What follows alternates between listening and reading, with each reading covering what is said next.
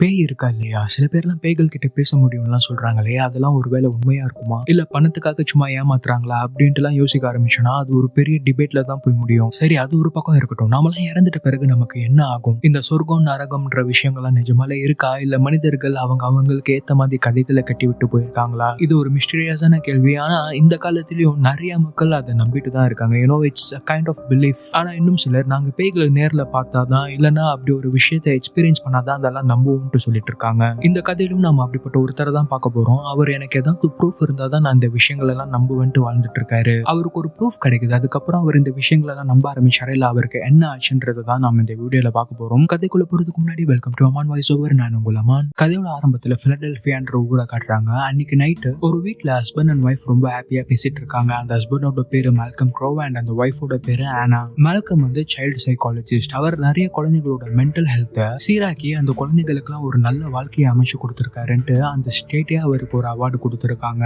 அப்ப ஆனா நீங்க இந்த அவார்டு வாங்கினதுக்கு நான் ப்ரௌடா ஃபீல் பண்ணாலுமே, உங்க வேலைக்கு அப்புறம் தானே என்ன எப்பவுமே கேர் பண்றீங்க, நான் எப்பயுமே உங்களுக்கு செகண்ட் தானேன்ட்டு ஃபீல் பண்றாங்க. அதுக்கு மால்கம், ஹே ஹனி, அவார்டு வாங்கிட்டு வந்திருக்கேன், நீ இப்போ போய் மூட் அவுட் ஆகிற மாதிரி பேசுறியே, வா கொஞ்ச நேரம் ஜாலியா இருக்கலான்ட்டு இன்டிமேட்டா ஃபீல் பண்ணிட்டு இருக்காங்க. அந்த சமயத்துல அவங்களோட பெட்ரூம் விண்டோவை உடைச்சு யாரோ உள்ள வந்திருக்காங்க. மால்கம் ஆனாவை ஓரமா சேஃபா இருக்க சொல்லிட்டு யாரான்ட்டு போய் எட்டி பாக்குறாரு. பார்த்தா யாரோ ஒருத்தன் வெறும் அண்டர்வேர்ல மட்டும் நின்னுட்டு இருக்கான். அப்ப அவன் மால்கம் கிட்ட எனக்கு உதவி பண்றத சொல்லிட்டு நீங்க ஏன் எனக்கு உதவியே பண்ணலன்ட்டு கேக்குறான். மால்கம்க்கும் அது யாருன்னே தெரியல. இங்க பாருப்பா, நான் சைல்டு சைக்காலஜிஸ்ட், நீ யாருன்னே எனக்கு தெரியலன்றாரு. அதுக்கு அவன், நான் சின்ன பையனா இருக்கும்போது எனக்கு நீங்க உதவி பண்றேன்ட்டு சொல்லி இப்ப வரைக்கும் நீங்க எனக்கு உதவி பண்ண வரவே இல்லைன்றான். நானும் நீங்க வருவீங்கன்ட்டு இவ்வளவு வருஷமா காத்துட்டு இருந்தேன், ஆனா உங்களுக்கு என்ன யாருன்ட்டே அடையாளம் தெரியலன்ட்டு அழ ஆரம்பிக்கிறான்.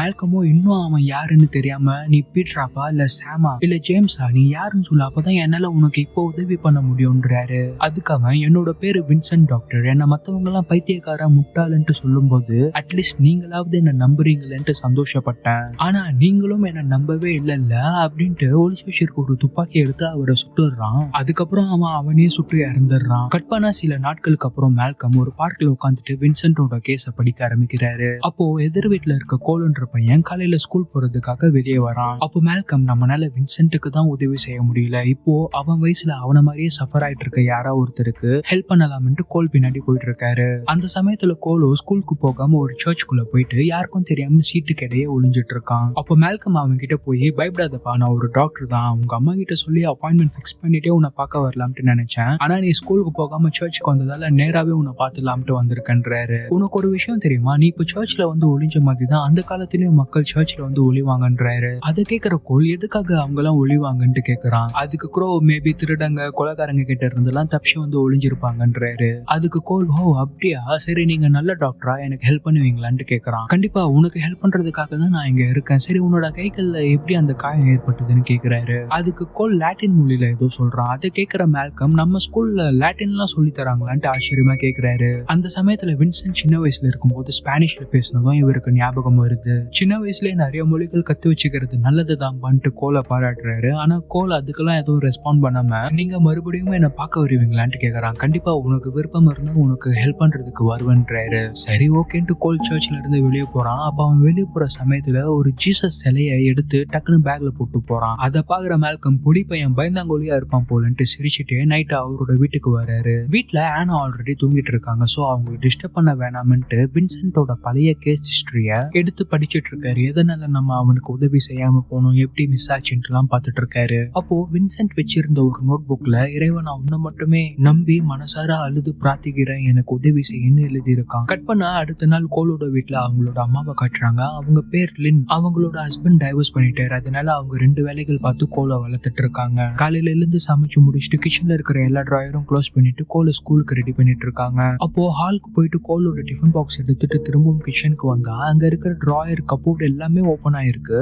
ஹே கோல், 30 செகண்ட் கூட ஆயிருக்காது, அதுக்குள்ள எல்லா கபோர்டையும் திறந்து என்னடா தேடிட்டு இருந்தேன்றாங்க. கோலோ அவங்க கிட்ட ஏதோ சொல்ல வரான். ஆனா சொல்ல வந்தது சொல்லாம, இல்லம்மா நான் தான் ஸ்நாக்ஸ் தேடினேன்ட்டான். டேய், அம்மா கிட்ட கேட்டா நானே எடுத்து தர மாட்டேன், நான்ட்டே எடுத்து கொடுத்து ஸ்கூலுக்கு அனுப்புறாங்க. கீழே அவனோட ஃப்ரெண்ட் ஒருத்தன் கூட ஸ்கூலுக்கு போயிட்டு ஈவினிங் திரும்ப வீட்டுக்கு வரான். வீட்டுல பார்த்தா டாக்டர் க்ரோ ஏற்கனவே உட்காந்து இருக்காரு. என்னப்பா இன்னைக்காவது ஸ்கூலுக்கு போனியா இல்ல இன்னைக்கும் சர்ச்சுக்கு போயிட்டு வரியான்னு கேக்குறாரு. அப்போ கோலோட அம்மா, ஏன்டா இவ்வளவு லேட்டு, மதியம் ஒழுங்கா சாப்பிட்டியா, ஏதாவது ஸ்நாக்ஸ் செஞ்சு தரவான்னு கேட்டு உனக்கு பிடிச்ச ஸ்நாக்ஸ் செய்யறேன்ட்டு கிச்சனுக்கு போயிடுறாங்க. அப்போ டாக்டர் என்ன கோல் எதுவும் பேச மாட்டேன்ற, வா இங்க உட்காரு பேசலாம்னு கூப்பிடுறாரு. ஆனா அவனும் வரமாட்டேன்றான். அப்படியா, சரி அப்ப நம்ம ஒரு கேம் விளையாடலாம். நான் உன் மைண்ட்ல நீ இப்போ என்னெல்லாம் நினைச்சிட்டு இருக்கன்ட்டு ஒன்னொன்னா சொல்றேன். நான் கரெக்டா சொன்னேன்னா நீ சோஃபாவை நோக்கி ஒவ்வொரு ஸ்டெப்பா முன்னாடி வரணும், தப்பா சொன்னா பின்னாடி கதவு நோக்கி போன்றாரு. சரி ஓகே கோல் விளையாடலாம் சொல்றான். அப்ப டாக்டர், உன்னோட அப்பா அம்மா டைவர்ஸ் ஆகும்போது உன் அப்பாவை பிரிஞ்ச அம்மா மன கஷ்டத்தால ஒரு சைக்கியாட்ரிஸ்ட தேடி போனாங்க. ஆனா அவரால் உன் அம்மாக்கு உதவி செய்ய முடியல, அதனால என்னாலையும் உனக்கு உதவி செய்ய முடியாதுன்னு நினைக்கிறேன், கரெக்டான்னு கேக்குறாரு. கோலோ பதில் எதுவும் சொல்லாம ஒரு ஸ்டெப் முன்னாடி வந்துட்டான். அடுத்தது, உன் மனசுல இருக்கிற சீக்ரெட்டை நீ என்கிட்ட சொல்லிடக்கூடாதுன்னு யோசிக்கிற, கரெக்டான்றாரு. கோல் அதுக்கும் ஒரு ஸ்டெப் முன்னாடி வந்துட்டான். அதுக்கப்புறம், நீ கையில கட்டியிருக்க அந்த ஓடாத வாட்ச் உன் அப்பா உன்னை விட்டு போறதுக்கு முன்னாடி உனக்கு கிஃப்டா கொடுத்தது, கரெக்டான்றாரு. அப்போ கோல் ஒரு ஸ்டெப் பின்னாடி போய், இல்ல இந்த வாட்ச் ஓடாதால அவர் விட்டு போயிட்டாரு, நான் தான் அவர் ஞாபகமா போட்டிருக்கேன்றான். சரி ஓகே, இப்ப என்னோட மனசுல என்ன நினைக்கிறேன்ட்டு சொல்லுங்க பாப்போம்ட்டு கோலே கேக்குறான். ஆனா டாக்டரோ, எனக்கு தெரியல நீயே சொல்லுன்றாரு. அப்போ கோல், நீங்க ரொம்ப நல்ல டாக்டர்னு நினைச்சேன், பட் இருந்தாலும் உங்களால எனக்கு உதவி செய்ய முடியாதுன்னு சொல்லிட்டு போயிடுறான். அப்புறம் அன்னைக்கு நைட்டு அவரோட மனைவியை பாக்குறதுக்காக டாக்டர் ஒரு ரெஸ்டாரண்ட்டுக்கு போறாரு. ஆக்சுவலா அன்னைக்கு அவரோட வெட்டிங் டே வேற. ஹே டார்லிங், உன்னை ரொம்ப நேரம் வெயிட் பண்ண வச்சிட்டேனா? இந்த பையனோட கேஸும் வின்சென்ட் கேஸ் மாதிரியே தான் இருக்கு.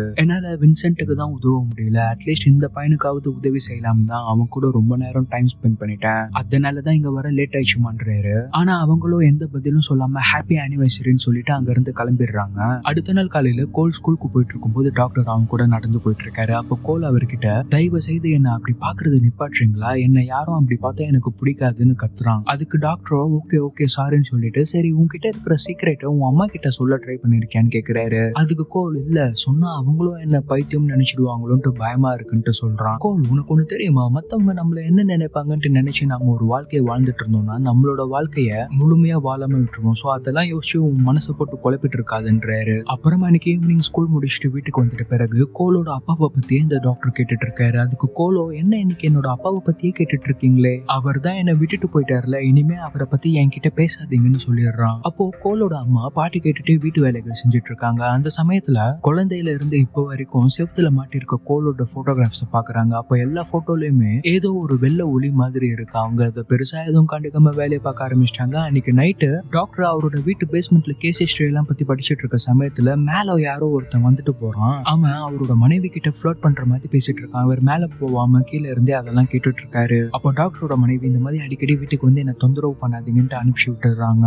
அதெல்லாம் கீழே இருந்தே கேட்டுட்டு அவரோட மனைவியை பாக்குறதுக்காக மேல வர்றாரு. அப்ப அவங்க குளிச்சுட்டு இருக்காங்க. இவர் மனசுல லைட்டா ஒரு கில்ட் இருக்கு, மனைவி கூட ரொம்ப நேரம் ஸ்பெண்ட் பண்ணாம கோல் கூடவே சுத்திட்டு இருக்குமேன்ட்டு. அந்த சமயத்துல அவரோட மனைவி ஜோலாஃப்ட்ன்ற ஒரு டிப்ரெஷன் மாத்திரையை போட்டுட்டு இருக்கதை கவனிக்கிறாரு. கட் பண்ணா ஸ்கூல்ல ஹிஸ்டரி டீச்சர், பசங்களா அவங்களுக்கு எல்லாம் ஒரு கேள்வி, நாம இருக்கிற இந்த இடம் 100 வருஷத்துக்கு முன்னாடி எப்படி இருந்திருக்கும்னு கேக்குறாரு. அப்போ கோல், இந்த இடத்துல நிறைய மனுஷங்களை துன்புறுத்தி சாகடிச்சிருக்காங்கன்ட்டு சொல்றான். அதை கேக்குற டீச்சர், என்னது துன்புறுத்தி சாகடிச்சிருக்காங்களா, யாரா உனக்கு இந்த கதையெல்லாம் சொன்னதுன்னு கேக்குறாரு. ஆக்சுவலா இந்த இடம் ஒரு நீதிமன்றமா இருந்திருக்கு, உன்னை பயன்படுத்தணுன்றதுக்காக யாரோ உங்ககிட்ட நல்லா கதை கேட்டிருக்காங்க கோல்ன்ட்டு சிரிக்கிறாரு. அப்போ திடீர்னு கோல் அந்த டீச்சரோட பேரை சொல்லி, என்ன அந்த மாதிரி பாக்குறது நிப்பாட்டுங்க, என்ன யாரும் அப்படி பார்த்தா பிடிக்காதுன்னு கத்துறான். டீச்சரோ, டே என்னடா பேர் சொல்லி கூப்பிடுறேன்ட்டு அவன் பக்கத்துல வராரு. மத்த பசங்களாம் பயத்துல கோலை பாக்குறாங்க.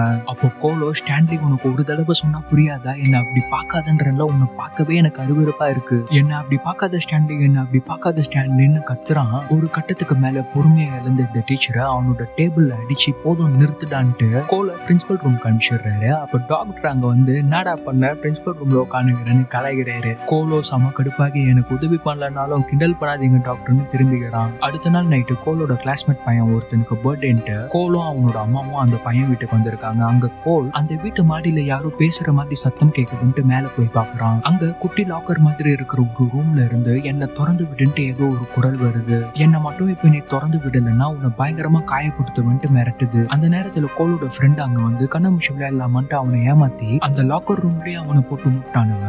கோலோ அலறி அடிச்சு தொடங்கன்ட்டு கத்துறான். அந்த சத்தத்தை கேட்கிற கோலோட அம்மா மேல வந்து பாக்குறாங்க. கோல், என்னாச்சு உனக்கு, எப்படி உள்ள போனன்ட்டு அந்த லாக்கரை திறக்க ட்ரை பண்றாங்க, ஆனா திறக்கவே முடியல. ஐயோ யாராவது உதவுங்களேன், என்னோட பையன் தான் உள்ள மாட்டிருக்கான்ட்டு கத்துறாங்க. கொஞ்ச நேரம் கழிச்சு கதவு திறக்க முடியுது. கோலோ அவன் உடம்புல கீரல் காயங்களோட மயக்கம் போட்டு விழுந்துட்டான். உடனே இவங்க ஹாஸ்பிட்டலுக்கு கூட்டிட்டு போறாங்க. அப்போ டாக்டர் பயப்படுற மாதிரி எதுவும் இல்ல, கொஞ்ச நேரம் ரெஸ்ட் எடுத்துட்டு அப்புறமா வீட்டுக்கு கூட்டிட்டு போங்கன்னு சொல்றாரு. ஆனா அவனோட உடம்புல காயங்களா இருக்கே, அதெல்லாம் எப்படி ஏற்பட்டதுன்னு கேக்குறாரு. அதுக்கு கோலோட அம்மாவோ, விளையாடும் போது ஏற்பட்டிருக்கோன்றாங்க. ஆனா டாக்டரோ, அதெல்லாம் விளையாட்டால ஏற்பட்ட காயம் மாதிரி தெரியலையேன்ட்டு கோலோட அம்மாவை பாக்குறாரு. அப்போ கோலோட அம்மா, டாக்டர் என்ன சந்தேகமா பாக்குறத நிப்பாட்டுங்க, நான் என்னோட பையனெல்லாம் எல்லாம் அடிக்கலன்றாங்க. இந்த சம்பவம் நடந்துட்டு இருக்கும்போது டாக்டர் க்ரோ வேற அங்கதான் இருக்காரு. அப்போ இந்த டாக்டர் சரி ஓகே டென்ஷன் ஆகாதீங்க, உங்க பையன் இங்க கொஞ்ச நேரம் ரெஸ்ட் எடுக்கட்டும், அதுக்கப்புறமா வீட்டுக்கு கூட்டிட்டு போங்கன்ட்டு அங்க இருந்து போயிடுறாரு. அப்போ டாக்டர் க்ரோ அங்க வந்து கொஞ்ச நேரம் தூங்கு கோல், அப்பதான் மனசு ஃப்ரீயா இருக்கும்ன்றாரு. அட நீங்க வேற தூங்க முடிஞ்சா ஏன் நான் தூங்காம இருக்க போறேன், சரி நீங்க ஏன் எப்பவுமே சோகமா இருக்கீங்கன்னு கேக்குறான். சோகமா இருக்க நான் எதை வச்சு அப்படி சொல்றேன்னு கேட்டா உங்களோட கண்கள் எனக்கு சொல்லுச்சுன்றான். அன்னைக்கு என்கிட்ட என்னோட சீக்ரெட் என்னன்னு கேட்டீங்க இல்லையா, இப்போ உங்களோட மனசுல ஏதாவது சீக்ரெட் இருந்தா என்கிட்ட சொல்லுங்கன்ட்டு கோல் கேக்குறான். அப்போ டாக்டர் வின்சென்ட்டுக்கு தான் என்னால உதவி செய்ய முடியல, சரி உனக்காவது உதவி செய்யலாம்ட்டு தான் வந்திருக்கேன், இதனால என்னோட மனைவி கூட ரொம்ப நேரம் ஸ்பெண்ட் பண்ண முடியல, உனக்கு உதவி செஞ்சுட்டு பிறகுதான் என்னோட மனைவி கிட்ட பேசுவேன் அப்படின்றாரு. அந்த சமயத்துல கோல் என்னோட சீக்ரெட்டை நான் உங்ககிட்ட சொல்லட்டுமான்னு கேக்குறான். கண்டிப்பா சொல்றேன்னு கேட்கும்போது கோல் என்னால இறந்து போனவங்களை பார்க்க முடியுதுன்றான். கனவுலையான்ட்டு டாக்டர் கேட்டா இல்ல நிஜத்துலன்றான். நிஜத்துலயா, எனக்கு புரியல எப்படி கோல்ன்ட்டு கேக்குறாரு. அவங்களுக்கெல்லாம் அவங்க இறந்து போனது கூட தெரியாம இங்க சாதாரண மக்கள் மாதிரி நம்ம கூடவே சுத்திட்டு இருக்காங்கன்றான். அதுக்கு டாக்டர் க்ரோ சரி எப்பப்பெல்லாம் அவங்கள பாப்பேன்னு கேக்குறாரு. அப்போ கோல் எல்லா நேரமும் என்னால அவங்கள பார்க்க முடியுது டாக்டர், அதனாலதான் என்னால இயல்பா இருக்க முடியல, அவங்கனால இறந்து போன மத்தவங்களெல்லாம் பார்க்க முடியல, அவங்களுக்கு என்ன பார்க்கணும்னு தோணுதோ அதை மட்டுமே பாக்குறாங்க, அண்ட் அவங்க எல்லாரும் எதுக்காக என்ன பார்க்கணும்னு நினைக்கிறாங்கன்ட்டு எனக்கு புரியல, அதனால எனக்கு எப்பயுமே பயமா இருக்கு டாக்டர், நான் கொஞ்ச நேரம் தூங்குறேன், என் கூடவே இருக்கிறீங்களான்னு சொல்லிட்டு தூங்குறான். கோல் தூங்கிட்ட பிறகு கீழே வர டாக்டர் அவனுக்கு இருக்கிறது ஏதோ விஷுவல் ஹாலுசினேஷன்ஸ் தான் போல, சோ இந்த கேஸை இதோட முடிச்சிடலாம்ட்டு அவரோட மெசேஞ்சர்ல ரெக்கார்ட் பண்ணிக்கிறாரு. அப்போ கோலோட அம்மா அவன் ஹாஸ்பிட்டல்ல இருந்து தூக்கிட்டு வீட்டுக்கு வராங்க. வீட்டுல பெட்ல போடும்போது அவனோட முதுகுல காயங்கள் இருக்கிறத பார்த்துட்டு பர்த்டே பார்ட்டிக்கு போன பையனோட அம்மாக்கு கால் பண்ணி இனிமே உங்க பசங்க கிட்ட என்னோட பையன் கூட விளையாட வேணாம்னு சொல்லிடுங்கன்ட்டு காலை கட் பண்ணிடுறாங்க. அதுக்கப்புறம் அவங்க ரூம்ல போய் தூங்கிடுறாங்க. அப்போ கோல் தூக்கத்துல இருந்து எழுந்து வாஷ்ரூம்க்கு வரான். அந்த சமயத்துல அவனோட ரூம்ல இருந்து யாரோ கிச்சன் பக்கம் போற மாதிரி தெரியுது. பயத்துல திரும்பி பாக்குற கோல் ஒருவேளை இது நம்ம அம்மாவா தான் இருப்பாங்களோன்ட்டு கிச்சன் பக்கம் போய் பாக்குறான். அங்க போய் அம்மான்ட்டு கூப்பிட்டா திரும்பி பாக்குறது ஒரு பேய். இன்னும் என்ன எத்தனை நாளைக்கு இப்படி சித்திரவதை பண்ண போறேன்ட்டு அந்த பேய் உயிரோட இருந்திருக்கும் போது அவங்க ஹஸ்பண்ட் கிட்ட பேசுற மாதிரி பேசுறாங்க.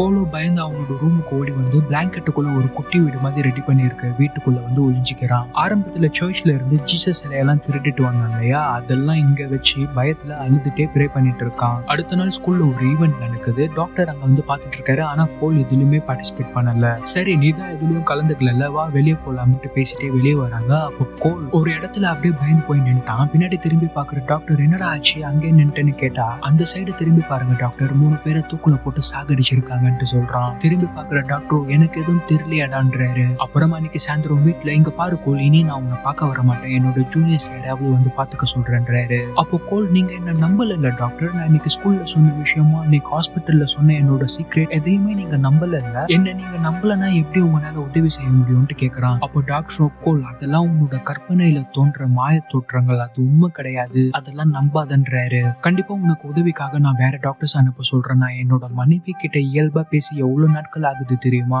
நான் இவ்வளவு நாட்களா உன் கூடவே நிறைய டைம் ஸ்பெண்ட் பண்ணிட்டேன் கோல், நான் என்னோட ஃபேமிலியை விட்டுட்டு உன் கூட இவ்வளவு நாட்கள் இருந்திருக்கேன் கோல், உனக்கு இருக்கிறது விஷுவல் ஹாலுசினேஷன், பெருசா பயப்படுறதுக்கு ஒன்னும் இல்ல அப்படின்னு சொல்லிட்டு அங்க இருந்து கிளம்புறாரு. அப்போ கோலோ என்னை விட்டு போகாதீங்க டாக்டர் க்ரோ, உங்களை தவிர எனக்கு யாராலையும் உதவி செய்ய முடியாதுன்ட்டு அழுகுறான். ஆனா டாக்டரோ சாரி கோல்ன்ட்டு அவரோட வீட்டுக்கு வந்துடுறாரு. அப்போ வீட்டுக்கு கீழே பேஸ்மெண்ட்ல கோலை பத்தி யோசிச்சுட்டு இருக்கும் போது அங்க வின்சென்ட்டோட ரெக்கார்டிங் செஷன் ஒண்ணு கண்டப்படுது. அதை எடுத்து போட்டு கேட்டுட்டு இருக்காரு. அப்ப அந்த செஷன்ல அவர் வின்சென்ட் கிட்ட பேசிட்டு இருக்கும் போது அவரோட சீனியர் டாக்டர் யாரோ கூப்பிடுறாங்கன்ட்டு வின்சென்ட் வெயிட் பண்ண சொல்லிட்டு வெளியே வந்துடுறாரு. அந்த சமயத்துல கேசட்டை கொஞ்சம் ஃபார்வர்ட் பண்ணி கேட்டா ஏதோ ஒரு குரல் ஸ்பானிஷ்ல எனக்கு உதவி செய்யின்ட்டு கேட்டிருக்கு.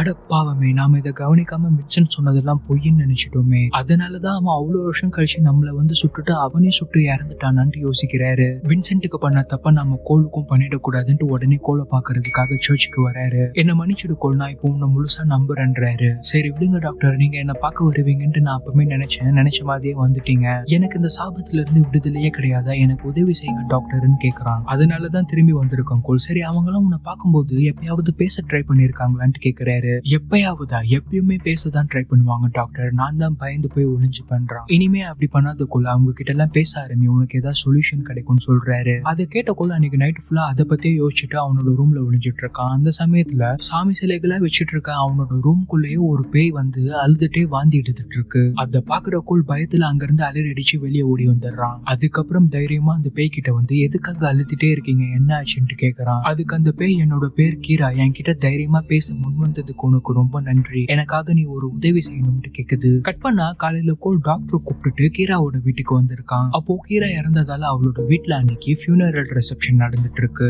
அப்போ கோலும் டாக்டரும் நேரா மாடியில இருக்க ஒரு ரூமுக்கு போறாங்க. அங்க கட்டிலுக்கு அடியில இருந்து கீரா ஒரு பாக்ஸ கோல் கிட்ட தள்ளி இதை என்னோட அப்பா கிட்ட கொடுத்துருன்னு சொல்றா. கோலும் அந்த பாக்ஸ கீழே எடுத்துட்டு வந்து கீராவோட அப்பாவை தேடி போய் கொடுத்துடுறான். அவருக்கும் இந்த பையன் யாரு, எதுக்காக இந்த பாக்ஸ் நம்ம கிட்ட கொடுக்குறான் ஒன்னும் புரியாம அந்த பாக்ஸ திறந்து பாக்குறாரு. பார்த்தா அதுக்குள்ள ஒரு வீடியோ கேசட் இருக்கு. சரி என்னதான் அதுல இருக்குன்னு போட்டு பார்க்க ஆரம்பிக்கிறாரு. அப்போ ஹாஸ்பிட்டல்ல அட்மிட் ஆயிருக்க கீராவுக்கு உணவு தரதா சொல்லி வர கீராவோட வளர்ப்பு தாய் அந்த உணவுல விஷத்தை கலந்து கீராக்கு கொடுத்திருக்காங்க. அந்த சமயத்துல ஒன்னும் தெரியாத கீராவும் அதை சாப்பிட்டதாலதான் இறந்திருக்கா. அதை தெரிஞ்சோன்னு கீராவோட அப்பா சின்ன குழந்தையாவ எப்படி உனக்கு மனசு வந்ததுன்னு அழுவுறாரு. கட் பண்ணா வெளியில கோல் கீராவோட தங்கச்சியோட ஊஞ்சல் விளையாடிட்டு பேசிட்டு இருக்கான். இனிமே உன்னோட அக்கா உன்னை பார்க்க வர மாட்டா, இந்த பொம்மை உனக்கு ரொம்ப பிடிக்குமாமே, இதை பத்திரமா வச்சு கொண்டு கொடுக்க சொன்னான்ட்டு அங்க இருந்து கிளம்பிடுறான். அடுத்த நாள் ஸ்கூல்ல ஒரு டிராமா போட்டிக்காக ரிஹர்சல் பண்ணிட்டு இருக்கான். அப்ப அந்த ஸ்கூல்ல ஒரு ஃபயர் ஆக்சிடென்ட்ல இறந்த ஒரு டீச்சர் போய் தான் அவனுக்கு ரிஹர்சல் சொல்லி கொடுத்துட்டு இருந்திருக்காங்க. அப்போ ஸ்டான்லி சார் கோல் அடுத்து உன்னோட பெர்ஃபார்மன்ஸ் தான் வா போலான்ட்டு கூட்டிட்டு போக வந்திருக்காரு. அந்த சமயத்துல யார்கிட்ட இங்க பேசிட்டு இருந்தேன்னு கேக்குறாரு. அதுக்கு கோல் தனியா பிராக்டிஸ் பண்ணிட்டு இருந்தேன்ட்டு சொல்லிடுறான். அதுக்கப்புறம் கோல் அந்த டிராமால வேற லெவல்ல பெர்ஃபார்ம் பண்ணிட்டு இருக்கான். இங்க டாக்டரும் கீழே இருந்து அதை பார்த்து அவனுக்காக கை தட்டிட்டு இருக்காரு. டிராமா முடிஞ்சோன்னா கோல் உன்னை இப்படி பாக்குறதுக்கு எனக்கு ரொம்ப சந்தோஷமா இருக்கு கோல், எப்பயுமே இதே போல இருன்றாரு. இதுக்கு காரணமே நீங்க தான் டாக்டர், நீங்க சொன்னனாலதான் நான் அவங்க கிட்ட தைரியமா பேச ஆரம்பிச்சேன். சரி எனக்கு நீங்க ஹெல்ப் பண்ணதால நான் இப்போ ஹாப்பியா இருக்கேன். ஆனா உங்க கண்கள்ல இருக்கிற சோகம் இன்னும் போகலையே, உங்க மனைவி தூங்கிட்டு இருக்கும் போது பேசுங்க, கண்டிப்பா அவங்களுக்கு கேட்கும்ட்டு சொல்றான். டாக்டரோ பொடி பையனோட அட்வைஸ் எல்லாம் கேட்கற மாதிரி ஆயிடுச்சு, சரிப்பா கேட்கறேன்ட்டு அங்க இருந்து கிளம்பிடுறாரு. இங்க கட் பண்ணா கோலோட அம்மா டிராமா முடிஞ்சோன்னு கோலை போய் பிக்கப் பண்ணிட்டு வீட்டுக்கு வந்துட்டு இருக்காங்க. அப்போ ஒரே டிராபிக்கா இருக்குன்ட்டு கார்ல வெயிட் பண்ணிட்டு இருக்காங்க. அந்த சமயத்துல கோல் அம்மா நான் ரொம்ப நாளா உங்ககிட்ட ஒரு சீக்ரெட் சொல்லணும்னு நினைச்சிட்டு இருந்தேன், இப்ப நான் அதை சொல்ல போறேன்றான். சீக்ரெட்டா, என்ன சீக்ரெட்டா சொல்றான்னு கேட்கும்போது நாம இப்ப டிராபிக்ல இங்க நின்னுட்டு இருக்கிறதுக்கு காரணம் முன்னாடி சைக்கிள்ல போன ஒருத்தவங்க ஆக்சிடென்ட்ல இறந்துட்டாங்கன்றான். என்னடா சொல்ற, இங்க இருந்து உனக்கு எப்படி தெரிஞ்சிச்சு, எனக்கு ஒன்னும் தெரியலையேன்னு எட்டி பாக்குறாங்க. அப்போ கோல் அம்மா இறந்தவங்க என்னோட டோர் கண்ணாடி பக்கத்துல தான் நிக்கிறாங்கன்றான். எஸ் என்னால இறந்தவங்களை பார்க்க முடியுமா, இதான் நான் உங்ககிட்ட ரொம்ப நாளா சொல்ல ட்ரை பண்ணன்றான். அதை கேட்கிற அவங்களுக்கு ஒண்ணுமே புரியல. இங்க பாரு கோல், இந்த மாதிரி விஷயத்துல எல்லாம் விளையாடக்கூடாதுன்றாங்க. அம்மா நான் விளையாடல, சீரியஸா தான் சொல்றேன். நீங்க ஸ்கூல் படிக்கும் போது சிண்ட்ரெல்லா வேஷம் போட்டுட்டு ஒரு டான்ஸ் ஆனீங்களாமே, அதை கூட பாட்டி பார்க்க வரலன்னு கோச்சிக்கிட்டீங்களாமே, ஆனா அதை பாட்டி பின்னாடி இருந்து பார்த்தாங்களாம். நீங்க அன்னைக்கு ஏஞ்சல் மாதிரி இருந்தீங்கன்ட்டு பாட்டி சொன்னாங்கன்ட்டு சொல்றான். அதை கேட்டோன்னா அவங்களுக்கு செம ஷாக்கு. அது மட்டும் இல்லம்மா, பாட்டி இன்னொரு விஷயமும் உங்ககிட்ட சொல்ல சொன்னாங்க. அவங்க கல்லறையில போய் நீங்க ஏதோ ஒண்ணு கேட்டீங்களாமே, அதுக்கு பாட்டி எல்லா நாளுமே உங்ககிட்ட சொல்ல சொன்னாங்க, அப்படி என்ன கேட்டீங்கன்ட்டு கேக்குறான். அப்ப கோலோட அம்மாக்கு ஒன்னும் புரியல. நிறுத்து கோல், இதெல்லாம் உனக்கு எப்படி தெரியும், யார் சொன்னாங்க, என்னோட டைரியை தான் படிச்சியா, நான் தான் டைரியே எழுத மாட்டேன்னு எப்படி உனக்கு இதெல்லாம் தெரியும்ட்டு கேக்குறாங்க. அம்மா நீங்க பாட்டி கல்லறையில மனசுல நினைச்சது எனக்கு எப்படிமா தெரியும், அப்ப என்ன கேட்டீங்கன்ட்டு சொல்லுங்கன்றான். நான் உன்னோட பாட்டி கிட்ட அவங்கள நான் என்னைக்காவது ப்ரௌடா ஃபீல் பண்ண வச்சிருக்கேனான்ட்டு கேட்டேன்டான்றாங்க. ஓ அதுக்கு தான் பாட்டி எல்லா நாளும்னு சொல்லி சொன்னாங்களா, அப்ப சூப்பர் தான், எல்லா நாளுமே நீங்க பாட்டியை ப்ரௌடா ஃபீல் பண்ண வச்சிருக்கீங்களோ அப்படின்றான். அப்ப கோலோட அம்மா அவனை அழுதுட்டே கட்டி பிடிச்சிட்டு அவனுக்கு இப்படி ஒரு பவர் இருக்கிறத அக்செப்ட் பண்ணிக்கிறாங்க. கட் பண்ணா அன்னைக்கு நைட்டு டாக்டர் க்ரோ அவரோட மனைவி கிட்ட பேசலாம்னு வீட்டுக்கு வர்றாரு. ஆனா அவங்களோட மேரேஜ் வீடியோவை டிவில போட்டுட்டு அப்படியே பார்த்துட்டே தூங்கிட்டாங்க. அப்போ டாக்டர் அவங்க பக்கத்துல போய் உட்காந்து, சாரி அண்ணி நான் கோலோட கேஸ்ல கொஞ்சம் பிஸியா இருந்ததால உன் கூட ரொம்ப டைம் ஸ்பெண்ட் பண்ண முடியல, இப்போ நான் கோலோட கேஸை முடிச்சிட்டேன், பாவம் வின்சென்ட்டுக்கு தான் என்னால உதவி செய்ய முடியல, சோ இனிமே நான் அவங்க கூட தான் எப்பயுமே இருப்பேன்றாரு. அப்போ அவங்க தூக்கத்துல எதுக்காக என்னை விட்டுட்டு போனீங்க, திரும்பி வாங்க, நான் உங்களை ரொம்ப மிஸ் பண்றேன்றாங்க. அந்த சமயத்துல அவங்க கையில இருந்து ஒரு மேரேஜ் ரிங் கீழே விழுது. என்ன இது நம்மளோட மோதிரம் மாதிரி இருக்குன்ட்டு அவர் உத்து பாக்குறாரு. அப்போ அவர் கையில போட்டிருந்த மோதிரம் காணோம், அதைத்தான் அவங்க வச்சு தூங்கிட்டு இருந்திருக்காங்க, இப்ப கீழே விழுந்திருக்கு. அப்போ அவருக்கு கோல் சொன்னது ஞாபகம் வருது, இறந்து போனவங்க அவங்க இறந்து போனது கூட தெரியாம இங்க நார்மல் மனுஷங்க மாதிரி சுத்திட்டு இருப்பாங்க, அண்ட் அவங்களுக்கு என்ன பார்க்கணும்னு தோணுதோ அதை மட்டும் தான் பார்ப்பாங்க அப்படின்னு கோல் சொன்னதை யோசிச்சு அவரோட உடம்ப தொட்டு பாக்குறாரு. அப்புறம் கோல் அவர் மனைவி தூங்கும் போது பேச ட்ரை பண்ணுங்க, அப்ப அவங்களுக்கு கண்டிப்பா கேட்கும்னு சொன்னதையும் நினைச்சு பாக்குறாரு. அப்போ அன்னைக்கு ஒரு நாள் அவங்களை ரெஸ்டாரண்ட்ல பார்க்க போனாரு, அது என்னன்னு யோசிச்சா கோல் சொன்ன மாதிரி இவருக்கு என்ன பார்க்கணும்னு தோணுதோ அதை மட்டும் தான் பார்த்திருக்காரு. சோ இப்பதான் அவர் இறந்துட்டாருன்ட்டு அவருக்கே புரியுது. அன்னைக்கு வின்சென்ட் மட்டும் சாவல, சுட்ட இவருமே தான் இறந்திருக்காரு. சோ இறந்தவங்க எல்லாம் அவங்க முடிக்கணும்னு நினைச்ச ஏதாவது விஷயங்கள் இருந்தா அதை முடிச்சிட்ட பிறகுதான் மேலோகத்துக்கு போவாங்களாம். இவர் அந்த மாதிரி முடிக்கணும்னு நினைச்ச விஷயம் வின்சென்ட் மாதிரி இருக்கிற ஒரு பையனுக்கு உதவி செய்யணும். அதுக்கப்புறம் அவரோட மனைவி கிட்ட உன்னோட மனசுல நீ எப்பயுமே உனக்கு நான் 2வது இடம் தான் வச்சிருக்கேன்ட்டு நீ நினைச்சிட்டு இருக்க, ஆனா அது இல்ல, உனக்கு தான் எப்பயுமே முதல் இடம்ட்டு சொல்லணும்னு நினைச்சிட்டு இருந்திருக்காரு. சோ இப்ப வந்த 2 வேலையும், அதாவது வின்சென்ட் மாதிரி இருக்கிற ஒரு பையன் கோலுக்கு உதவி செஞ்சாச்சு, அப்புறம் அவரோட மனைவி கிட்ட அவங்க இவரோட மனசுல எப்பயுமே முதலிடம்ட்டு சொல்லணும், அதையும் சொல்லிட்டாரு. சோ அவங்க கிட்ட காலையில எழுந்துக்கும் போது ஃப்ரெஷ்ஷா எழுந்து ஒரு புது வாழ்க்கையை ஆரம்பின்னு சொல்லிட்டு முழுமையா இந்த உலகத்தை விட்டு போறாரு. ஆமா, இப்போ நீங்க இதெல்லாம் நம்புறீங்களா? ஆக்சுவலா இது ஒரு கதை தான். பட் ஆனா படமா பார்க்கும்போது ஒரு பெரிய இம்பாக்ட் தந்தது. ஏன்னா படத்தோட கடைசியில டாக்டரே இறந்து போய் பேயா தான் கோல்கிட்ட இவ்வளவு நாட்கள் பேசிட்டு இருந்திருக்காருன்ட்டு தெரிய வரும்போது அது ஒரு சம்திங் ஈஸியா அதை அக்செப்ட் பண்ணிக்க முடியல. இந்த தாக்கம் ஆஸ்கார் ஜூரிஸ் வரையும் போயிருக்கு. இந்த படம் 6 நாமினேஷன்ல போயிருக்கு. பட் அன்பார்ச்சுனேட்லி எதுவும் வாங்கல. அண்ட் இன்னொரு ஃபேக்ட், இந்த படத்தை எழுதி இயக்கியவர் பாண்டிச்சேரியில பிறந்து அமெரிக்கால போய் செட்டில் ஆன ஒருத்தர். இந்த கதையோட இம்பாக்ட் இன்னும் உங்களுக்கு கிடைக்கலன்னா கதையை இன்னொரு முறை பாருங்க. I hope you guys like the video. இந்த மாதிரி நிறைய கதைகள் கேட்கறதுக்கு நம்ம சேனலை சப்ஸ்கிரைப் பண்ணிக்கங்க. Will meet you on the next story. Until then, take care.